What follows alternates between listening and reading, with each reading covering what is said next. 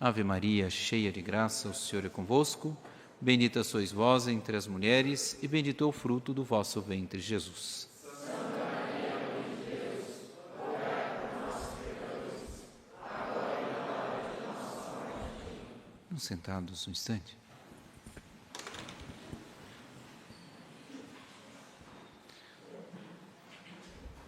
A literatura moderna não exalta muito a figura dos reis. A gente traz na retina, na memória, a imagem dos reis déspotas, dos reis tiranos, dos reis traidores, dos reis amorosos, românticos, que destroem famílias, que aproveitam-se da sua estabilidade, da sua força para poder fazer o mal. Mas a literatura moderna parece esquecer que existiram reis santos, reis justos, reis humildes na história da Santa Igreja. E nós temos, por exemplo, um deles, um dos homens considerados dos maiores santos da história, São Luís Rei, um homem ao mesmo tempo majestoso, como Jesus aqui, o rei se revestiu de majestade, sem perder a majestade. Ele era humilde, ele sentava debaixo de um carvalho, de uma árvore, e ia lá julgar a causa do povinho. Ele julgava os homens conforme a justiça.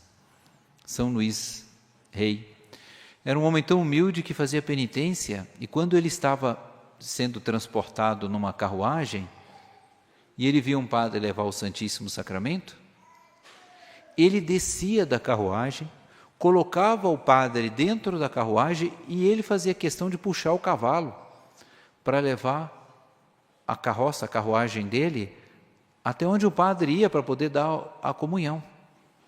Quer dizer, um santo extraordinário, um rei magnífico. Mas nós não temos lembrança do que é o rei. Então, quando se diz o rei do universo, o que é o rei? A gente precisa conhecer um pouco o que é um rei, o que é um rei santo, para entender nosso Senhor Jesus Cristo. Então, existem algumas características que são próprias do rei, que estão colocadas aqui no Evangelho de hoje. Por exemplo, o rei, ele é um homem escolhido por Deus. A Revolução Francesa vai dizer, direitos universais do homem, vai dizer: todo poder emana do povo. Não é a doutrina católica, não é assim, bem assim. Se todo poder emana de Deus. Porque nosso Senhor vai dizer: tu não terias esse poder se não tivesse dado do alto.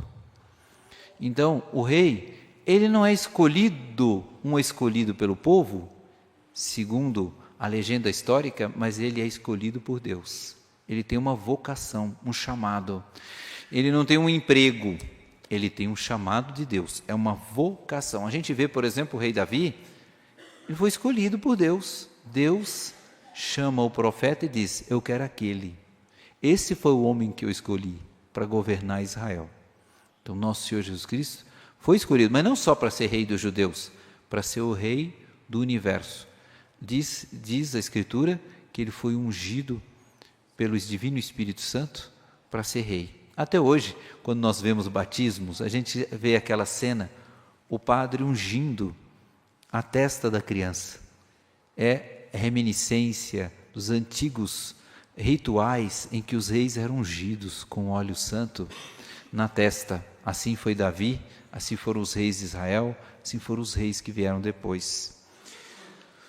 O para ser rei, além de ter sido escolhido por Deus, ele tem que ter um poder autêntico. Não pode ser como, por exemplo, uma pessoa que realmente tem um poder, e esse poder é maior do que de todos os outros, é autêntico, todo mundo reconhece aquele poder. É por isso que está escrito aqui nas Escrituras, ela fala a respeito desse poder de nosso Senhor, que é soberano, está acima de tudo e de todos. Ele é o Rei dos Reis. Também o poder é firme e estável. O que adianta ter um poder, ser rei, por exemplo, como foi chefe do seu povo naquela época, na sua época, um Júlio César.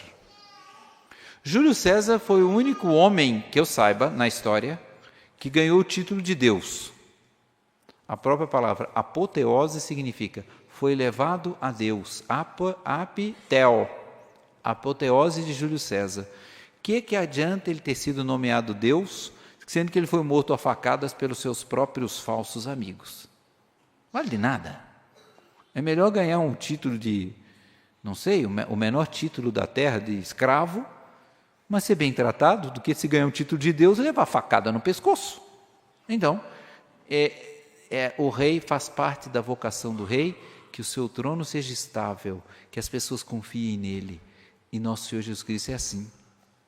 Todos nós confiamos. Ninguém quer derrubar. Só o diabo, o demônio, quer derrubar nosso Senhor Jesus Cristo. Mas é porque ele é inimigo de Deus. Nós, filhos, queremos que estabelecer no mundo o trono de nosso Senhor Jesus Cristo. Outra característica dos reis é que os reis entram na batalha. O rei não era, todos os reis iam à frente de sua batalha. O rei não era um burocrata que ficava lá comandando a guerra, mandando carta. Não. O rei entrava na luta. É famosa a história lindíssima de Isabel a Católica. Isabel a Católica, rainha da Espanha. Ela um dia ficou sabendo que as tropas dela estavam estavam cercando uma cidade moura, uma cidade que os mouros tinham conquistado dos espanhóis. E o exército dela tinha estado lá, mas não conseguia entrar na cidade, porque os mouros não abriam as portas e não se rendiam. E ela disse: então eu vou para lá, eu tenho que estar nessa batalha. O que eu estou fazendo aqui? Onde estão os meus guerreiros, meus filhos? Aí estou eu. Disseram: mas rainha, pode ser perigoso. Não tem conversa.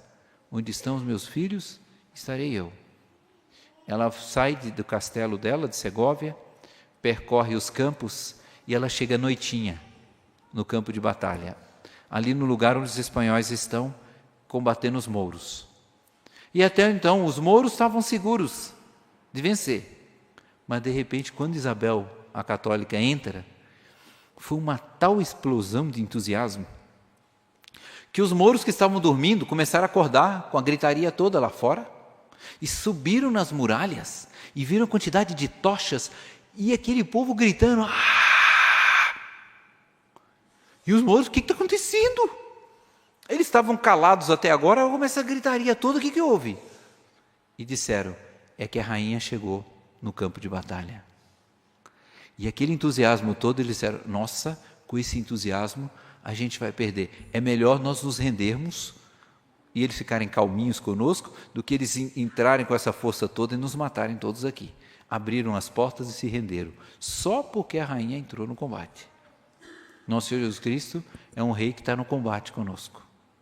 Porque diz aqui, na conversa dele com o Pilatos, olha aqui que nosso Senhor Jesus Cristo diz: eu vim ao mundo para dar testemunho da verdade. Ora, testemunhar a verdade no mundo onde se quer só o pecado, onde se prefere o pecado à virtude, a mentira à verdade, no mundo de adúlteros e ladrões, como disse nosso Senhor, testemunhar a verdade é entrar na guerra. Então nosso Senhor vai à frente com o seu estandarte, é a cruz. Ele está conosco. Mas a realeza de nosso Senhor Jesus Cristo supera todas as outras. Ele tem duas características que ninguém tem. A primeira está colocada aqui na primeira leitura. O seu reino é um poder eterno que não lhe será tirado. Todos os reis morreram. Nosso Senhor não. Ele é rei eternamente. É o único rei cujo poder nunca vai ser tirado. É Cristo Rei. Está aqui no nosso altar, coroado, cheio de glória. Nunca ninguém o vencerá.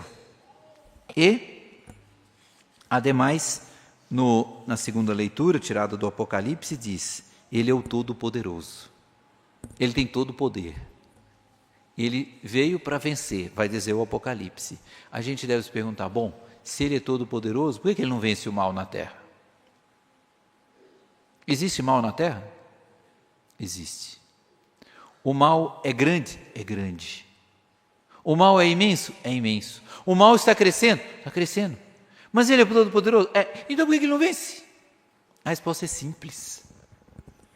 É que ele quer dar aos seus soldados, que somos nós, o mérito da vitória.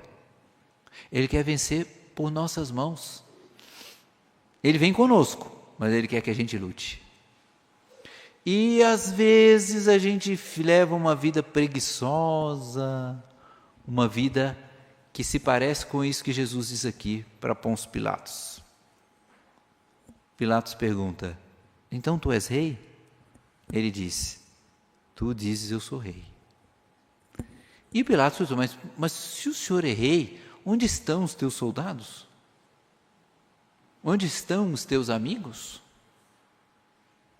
E Nosso Senhor responde já a esta pergunta suposta de Pilatos, certamente passou pela cabeça dele essa pergunta, e Nosso Senhor disse: é que o meu reino não é desse mundo. Se o meu reino fosse desse mundo, os meus soldados, os meus guardas lutariam para que eu não fosse entregue aos judeus. E o que Nosso Senhor quer dizer com isso? Ele disse: se o meu reino fosse desse mundo, ou seja, se eu prometesse para os meus filhos e os meus soldados dinheiro, campo, prestígio, cargos, prazeres, eles lutariam por mim. Como eu não ofereço nada disso, eles não lutam por mim. E aí nós católicos, devemos ouvir isso e chorar. A gente tem que ouvir isso e chorar. Chorar de vergonha. Porque nós vamos ficar de braço cruzado depois de ouvir isso? Porque o Nosso Senhor diz: se eu desse, se meu reino fosse desse mundo, eles lutariam por mim? Claro que não. A gente deve procurar reparar o pecado, o crime daqueles que não lutaram, daqueles que ficaram de braços cruzados, daqueles que se ausentaram da luta, daqueles católicos que se fecharam numa coelheira dentro de casa, onde ali tem cenourinha para ele comer e está longe do gavião, e ele quer levar uma vidinha tão tranquila, mas sem luta, sem batalha. Por quê? Porque o reino de Jesus Cristo não é desse mundo. Então, nós devemos nos armar de coragem, de força. A liturgia de hoje nos convida a sermos soldados do Cristo Rei. Dr. Plínio gostava de dizer, Dr. Plínio Correia de Oliveira dizia: lembrem-se de que nós somos filhos de um rei que está em guerra. O demônio está conquistando as almas, está destruindo a civilização, destruindo a família, e eu vou fazer como esses que não fizeram nada, porque Nosso Senhor não me oferece nenhuma vantagem pessoal, humana, mundana, então sou um covarde. Eu preciso bater no peito e dizer: eu sou um covarde, porque eu não luto por Cristo, nosso Senhor, porque eu não vou ganhar nada nessa luta. Assim não pode ser. E eu preciso me armar de coragem, porque uma coisa, e aí eu termino, é muito sagrada. Nas antigas monarquias medievais, existia o problema da legitimidade. Quando um rei derrubava o outro por uma traição, e o rei verdadeiro fugia, em torno daquele rei verdadeiro se uniam verdadeiros cavaleiros que arriscavam a sua vida para colocar o rei de volta, porque a legitimidade é sagrada. E o Dr. Plínio coloca no livro Revolução contra Revolução: a maior legitimidade da face da terra é a legitimidade de Cristo Rei, e o demônio quer tirar Nosso Senhor do trono. O mundo quer tirar Jesus Cristo do trono. A minha carne quer tirar Jesus Cristo do trono. E eu não vou lutar?